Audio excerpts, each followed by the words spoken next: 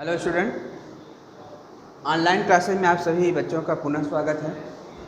बच्चों, हम लोग देख रहे थे mechanical first year second semester में जनरल इंजीनियरिंग। तो जनरल इंजीनियरिंग में मैं आपको पिछले वीडियो में स्टूडेंट मैंने चर्चा किया था कि आपको जो जनरल इंजीनियरिंग है वो दो पार्ट में पढ़ने हैं। ये आपका कोर सब्जेक्ट नहीं है, ये आपका कोर सब्जेक्ट नहीं है, इसमें आपको अदर ब्रांच के सब्जेक्ट को पढ़ना है मिक्सअप में। ठीक है स्टूडेंट, तो जनरल इंजीनियरिंग में आपको एक पोर्शन सेक्शन ए का पोर्शन इलेक्ट्रिकल इंजीनियरिंग का पोर्शन है स्टूडेंट, वो इलेक्ट्रिकल वाले सर आपको पढ़ाएंगे। और दूसरा portion section B civil engineering का है, तो जो मैं आपको टीच करूंगा स्टूडेंट सिविल इंजीनियरिंग को टीच करूंगा। पिछले वीडियो में मैंने आपको सेक्शन बी सिविल इंजीनियरिंग में आपको क्या क्या पढ़ना है अकॉर्डिंग टू बीटी सिलेबस, ये सारा मैंने आपको वीडियो में बता दिया था और आपको सिलेबस भी मैं आपके व्हाट्सएप ग्रुप में भेज दिया था स्टूडेंट। ठीक है, तो आपका ये लेक्चर नंबर स्टूडेंट 1.2 है, मतलब ये आपका दूसरी वीडियो इस पे आपकी जनरल इंजीनियरिंग में सेक्शन बी पोर्शन में सिविल इंजीनियरिंग में ये आपका दूसरा वीडियो होगा स्टूडेंट। स्टूडेंट देखिए, हमने आपको बताया था कि सिविल इंजीनियरिंग में पोर्शन में आपको जो पढ़ना है कंस्ट्रक्शन मटेरियल, ठीक है, फाउंडेशन, ठीक, और कंक्रीट और आरसीसी, चार पोर्शन को आपको पढ़ना है। तो यूनिट की अगर हम बात करें, अगर इस यूनिट की बात करें, मतलब सिविल इंजीनियरिंग वाले पोर्शन की बात करें, तो इसमें आपकी यूनिट नंबर स्टूडेंट यूनिट आपका फर्स्ट होगा। अगर हम सिविल इंजीनियरिंग के पोर्शन में हम पार्टिकुलर विशेष बात करें, अगर सिर्फ इसी की बात करें, तो ये चैप्टर यूनिट 1 होगा इस सेक्शन का। लेकिन अगर आप जब जनरल इंजीनियरिंग के बुक आप खोलेंगे तो उसमें पहला पोर्शन आपका सेक्शन ए इलेक्ट्रिकल इंजीनियरिंग दे रखा है। ठीक, तो 1 से लेकर 8 चैप्टर उसमें जो दे रखे हैं आपको इलेक्ट्रिकल इंजीनियरिंग दे रखा है। तो वहाँ पे अगर उसके अकॉर्डिंग जनरल इंजीनियरिंग के अकॉर्डिंग वाली बुक में अगर आप देखेंगे तो ये 9th नंबर चैप्टर होगा आपका। ध्यान दीजिए, कोई कन्फ्यूजन नहीं होना चाहिए, 9th नंबर चैप्टर होगा जनरल इंजीनियरिंग वाले बुक के हिसाब से। ठीक है, लेकिन अगर हम इस सिविल इंजीनियरिंग के पोर्शन सेक्शन बी के पोर्शन की बात करें तो ये यूनिट फर्स्ट होगा। बात समझ में आ गई, कोई कन्फ्यूजन नहीं होना चाहिए स्टूडेंट यहाँ पे आपको।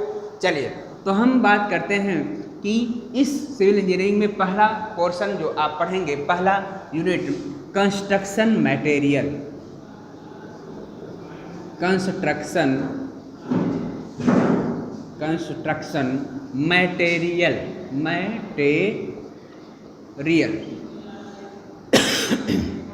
ठीक है स्टूडेंट।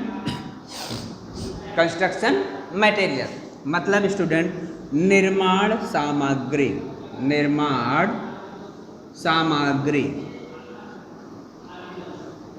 ठीक है बच्चों, निर्माण सामग्री। देखिए स्टूडेंट, तो आपको निर्माण सामग्री के बारे में आपको पढ़ना है। सिविल इंजीनियरिंग में स्टूडेंट जो फर्स्ट ईयर के स्टूडेंट होते हैं सिविल में, उनमें कंस्ट्रक्शन मटेरियल की एक पूरी बुक होती है। उस बुक में पूरा डिटेल से पढ़ना होता है। लेकिन आप मैकेनिकल के स्टूडेंट हैं, मैकेनिकल इंजीनियरिंग हैं, तो उसमें आपको सिविल के बारे में, इलेक्ट्रिकल के बारे में बेसिक थोड़ा थोड़ा उसमें नॉलेज आपको लेना है, जो कि आपको स्टूडेंट बीटी बोर्ड पूछेगा। ठीक है, तो आपको कंस्ट्रक्शन मटेरियल में जो पढ़ना है स्टूडेंट, वो आपको शार्ट में आपको देखना है। स्टोन्स के बारे में, ईंट के बारे में, स्टोन मतलब पत्थर के बारे में थोड़ी बहुत जानकारी आपको लेना है, और ईंट के बारे में, सीमेंट के बारे में, इन सब टिम्बर के बारे में, इन सब के बारे में हम थोड़ा थोड़ा जो है आपको इसके बारे में जानकारी देंगे। ठीक है, तो आइए हम देखते हैं स्टूडेंट, कंस्ट्रक्शन मटेरियल में अगर हम बात करें स्टोन्स के मतलब पत्थर के, तो पत्थर स्टूडेंट आप सभी को पता होगा कि पत्थर जो होता है वो चट्टानों से प्राप्त होता है। पत्थर आप देखते होंगे स्टूडेंट कि जो हमारा जो भवन होता है, ठीक है, भवन में आप पत्थर का यूज देखते होंगे, जैसे ग्रेनाइट पत्थर, मार्बल, संगमरमर आप देखते होंगे, बेसाल्ट, ट्रैप, नीज, बलुआ पत्थर, ये सब जो है स्टोन्स जो है स्टूडेंट वो स्ट्रक्चर में हमारी भवन में लगते हैं। ठीक है स्टूडेंट, क्लियर हो गया। अब बात हम करते हैं कि एक अच्छा पत्थर में हमें क्या क्या चेक करना चाहिए, अच्छे पत्थर की विशेषता क्या होनी चाहिए, कैसे पत्थर, जैसे आप स्टूडेंट देखिए हिस्टोरिकल प्लेसेस की बात करें, जैसे आप आगरा का ताजमहल देख लीजिए, लाल किला देख लीजिए, ठीक है, फतेहपुर सीकरी का आप देख लीजिए, मकबरा देख लीजिए, मतलब हिस्टोरिकल प्लेसेस आप जितने भी देखेंगे स्टूडेंट वो आपका स्टोन्स का ही बना होता था। पहले के कंस्ट्रक्शन का कार्य जो होता था स्टूडेंट, जब ईंटें प्रचलन में नहीं थी तो उसके पहले अधिकतर जो है हम स्टोन्स का यूज करते थे स्टूडेंट। ठीक है, अब जो है स्टोन्स के जगह जो है आप देखते होंगे ईंटों का प्रयोग किया जाता है, ईंटों का प्रयोग किया जाता है। होता क्या था स्टूडेंट, स्टोन्स जो है हर जगह उपलब्ध नहीं है। अधिकतर पहाड़ी इलाकों में अगर हम बात करें स्टूडेंट तो वहाँ पे आपको पत्थर मिल जाता है। अगर मैदानी इलाकों की बात करें तो वहाँ पे स्टोन्स की जो है शॉर्टेज होती है, कमी होती है। तो इससे क्या होता है स्टूडेंट, अगर हमें भवन बनाना है स्टोन्स का, तो स्टोन्स जो है हम बहुत पहाड़ी इलाकों से मंगा के लाएंगे तो हमारा ट्रांसपोर्टेशन व्यय भी उसमें ज़्यादा होगा, तो हमारी बिल्डिंग की कास्ट भी ज़्यादा आ जाती है। ठीक है ना, और पत्थर भारी भी होता है, हैवी होता है, तो उसको जो है स्ट्रक्चर बनाने में भी जो कारीगर होता है उनको दिक्कत का सामना करना पड़ता है। क्लियर हो गया स्टूडेंट। तो अब जो प्रचलन में है स्टूडेंट, अधिकतर आपके जो प्रचलन में है स्टूडेंट, वो कौन सा प्रचलन में है, आपका ब्रिक्स का प्रचलन में है।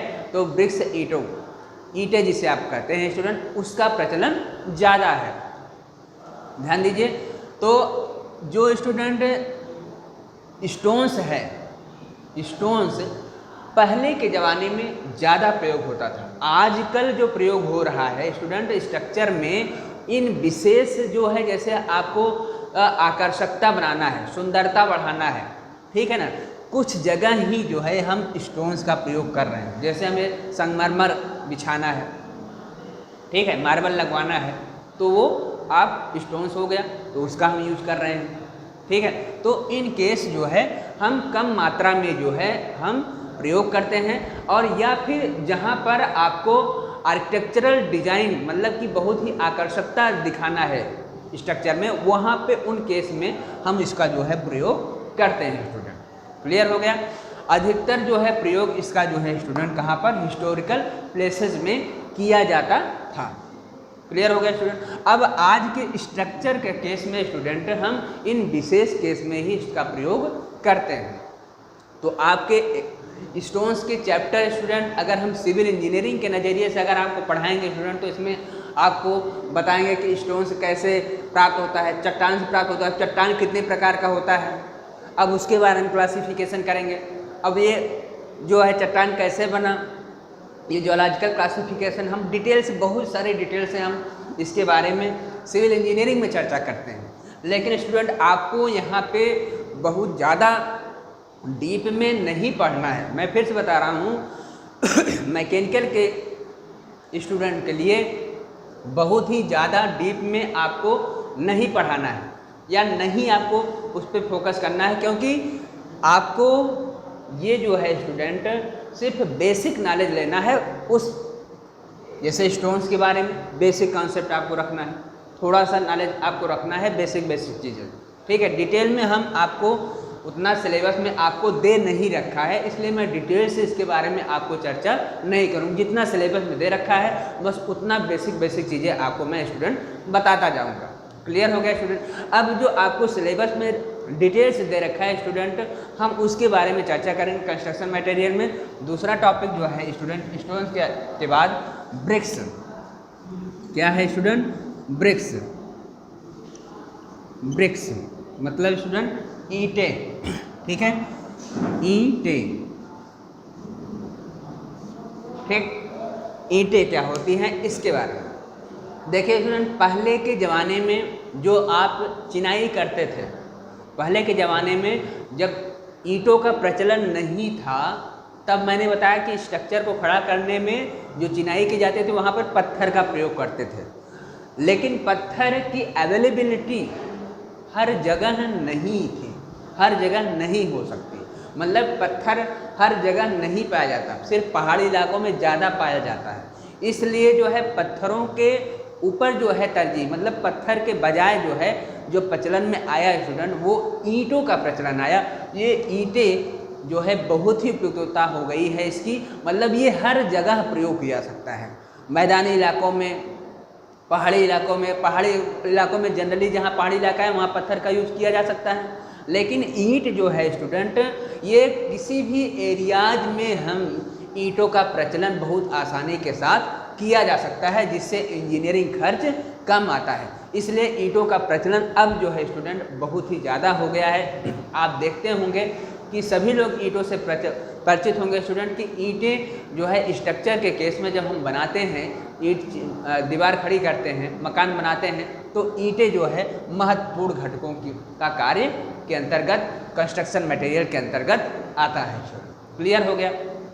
अब हम बात करेंगे स्टूडेंट कि जो ब्रिक्स हैं, जो ईंटें हैं, ठीक है, जो ब्रिक्स हैं, ईंटें हैं, ये कैसे बनती होंगी। देखिए स्टूडेंट, जो ईंट है यह एक आर्टिफिशियल मटेरियल है, मतलब कृत्रिम पदार्थ, मतलब इसको बनाया जाता है, इसको बनाया जाता है।